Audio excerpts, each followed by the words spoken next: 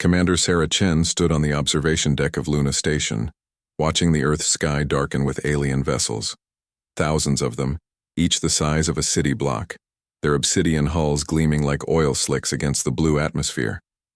The hegemony had finally come. "Ma'am," Lieutenant Torres approached, his voice tight with barely controlled fear. "We're receiving their transmission now." Sarah nodded, her jaw set.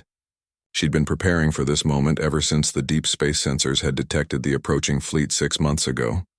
The entire human race had been preparing, though most didn't know it yet. The alien voice that filled the command center was synthetic, cold, and utterly without emotion. Species designation, human. Your evolutionary path ends here. You have been evaluated and found insufficient. Surrender your worlds for recycling. Resistance will only prolong the inevitable. The transmission ended, leaving an oppressive silence in its wake. Sarah looked around at her team, scientists, military personnel, civilians who had volunteered for humanity's most desperate gambit. They all looked to her now. "Signal the Prometheus Protocol," she said quietly.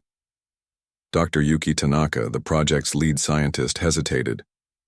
"Sarah, once we activate this, there's no going back. We're not even certain it will work. The simulations are theoretical," Tanaka interrupted. "We're talking about weaponizing something that could backfire spectacularly." Sarah turned back to the viewport, watching as the first wave of human fighters launched from Earth's surface, brave pilots flying into certain death to buy them time. "Doctor, what makes humans different from every other species the hegemony has encountered?" Tanaka frowned. "I'm not sure I understand. Every species they've conquered, the Altarians, the Vegan Collective, the Proxima Federation, they all had superior technology, longer lifespans, greater physical capabilities, but they all shared one crucial limitation." Sarah's eyes never left the battle raging below. They thought in terms of what was, whereas humans think in terms of what could be, completed Dr. Marcus Webb, the project's xenopsychologist. "Exactly. They see reality as fixed. We see it as negotiable." Sarah turned to face her team. "Activate Prometheus." The station hummed with unprecedented energy as the most audacious experiment in human history came online.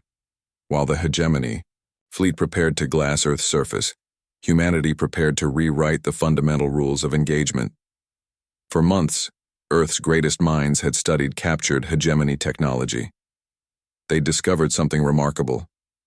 The aliens' quantum processors operated on a principle of absolute logical determinism. Every calculation, every decision, every tactical choice followed predictable patterns. It was what made them so effective, and what made them vulnerable. The Prometheus Protocol wasn't a weapon in any conventional sense. It was a virus, not of code, but of pure possibility. "Transmission begins in 10 seconds, announced Dr. Tanaka. Sarah watched as the hegemony ships began their attack runs, their weapons charging with deadly precision. Just as the first energy beams lanced toward Earth's surface, Prometheus activated. The effect wasn't immediately visible. The alien ships continued their attack, their beams striking the planet's shields. But deep within their quantum cores, something unprecedented was happening. Human imagination, chaotic, irrational, beautiful human creativity, was being injected directly into their logical matrices. The first ship faltered mid-attack. Its weapon systems cycled through impossible targeting solutions. What if the target was simultaneously destroyed and preserved? What if the weapon fired backward in time? What if the ship itself was the target? Commander Sarah Chen had spent her career studying humanity's greatest gift, the ability to hold contradictory ideas, simultaneously to see possibility where others saw limitation, to ask what if in the face of what is. One by one, the hegemony ships began to slow.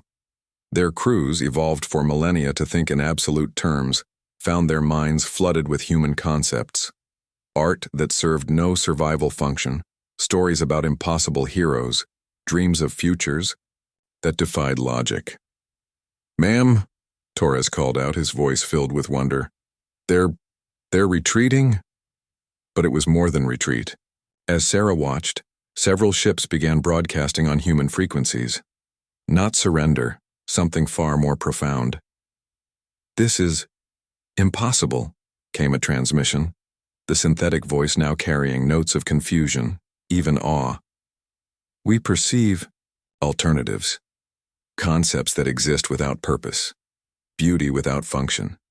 How do you survive with such chaos in your minds?" Dr. Webb leaned forward, grinning. "Because chaos isn't our weakness. It's our strength." The sky that had been filled with instruments of destruction was now empty of threat. The hegemony fleet hung motionless, their crews experiencing something they'd never known: wonder. "Commander?" Another transmission arrived, this one from the hegemony's lead vessel. "We request audience to understand this creativity, this ability to imagine what is not." Sarah smiled, watching as Earth's fighters formed escort patterns around the alien ships, not as captors, but as guides. "Dr. Tanaka," she said, "I think we're going to need a lot more art museums." The sky was empty of threats but full of possibilities, and for the first time in their existence, the hegemony wanted to learn what that meant. Humanity hadn't just survived first contact, they'd taught the galaxy how to dream.